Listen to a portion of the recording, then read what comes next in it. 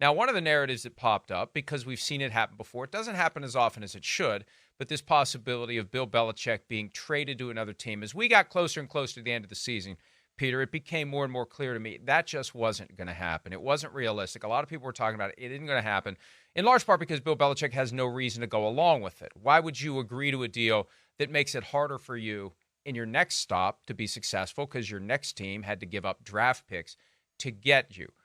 Bob Kraft was asked about that angle yesterday, specifically if he gave any consideration to trading Bill Belichick. Here's what Kraft had to say. You know, I'm fortunate in our family. Our businesses are all private. And so we try to create a culture and develop an environment where people want to stay and stay long term. And yeah, I guess if you look at this as a transaction, you know, he is so valuable in how we could extract something. I didn't think that was right. I didn't think it was right for Tom Brady, who gave us 20 years, and I don't think it's right for Bill. That I think each of them earned the right to be in a position where they should do what's right for us, given what they have done for this franchise.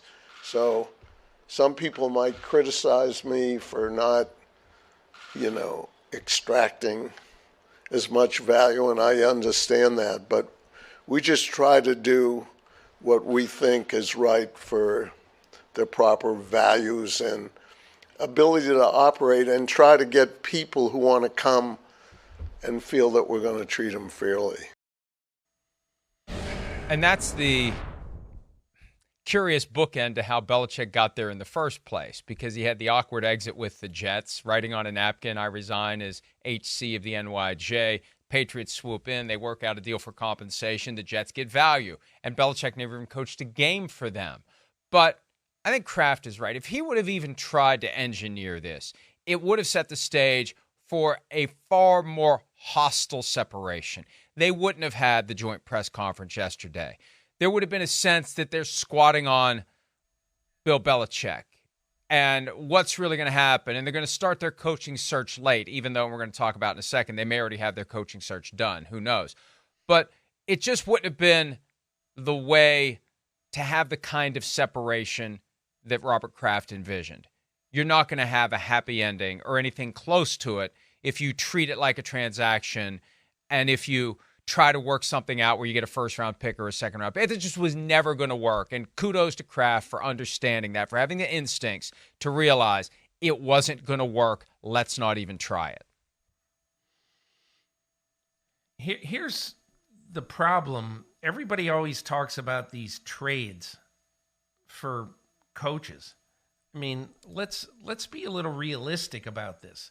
The logistics of those things don't fit on January 10th or whatever day this happened. They don't fit because, first of all, you can't offload a coach and say, okay, we're firing Bill Belichick or we're amicably divorcing Bill Belichick. But if you want him, you got to come and pay something for him. What team would be so foolish as to say that? And even if you say, hey, Bill, let's just say we're having meetings for the next 3 weeks before we decide what we're going to do. And then we're going to be in touch with every team to see if they're interested. And then we're going to see if we can get a 2 for you. I mean, it's insane. It doesn't work. It wouldn't have worked in Tennessee with Mike Vrabel. He wouldn't have played ball. And certainly Bill Belichick, all he's done for that organization, I think he would have told Robert Kraft to go fry ice. He said, I'm not going along with this. I thought you were just going to... And he would have picked out a Peter, I thought you were going to say something else there. Ho! What? You scared me, Peter. What? When you said go fry ice, there's another very famous saying that is go, and the second word starts with an F, and I was just, man. Whew. Yeah, I thought Chris Sims was on today for a second. But here's the point. Go ahead. I'll just say one last thing. Let me say one last thing about this. That the NFL has put in place, conveniently for the NFL, a system where it's exceedingly hard to trade a coach while at the same time trying to move on from that coach. Yeah. Tell me, how possibly could you have done this, knowing that, you can't really talk to coaches now until whatever the date is, coaches of teams who are still playing. So, I just think the logistics simply do not work, except in an occasion like with Sean Payton. He was out of work for a year. He had a year left on his contract, or maybe 2, I forget. And the Saints said all along, you've got to play ball with us, because if Sean Payton is going to coach again, we're going to need compensation for him. And Sean Payton went along with that. He was okay with that. So my point is, it was never realistic to think that a team like Tennessee or New England could get compensation for their coach.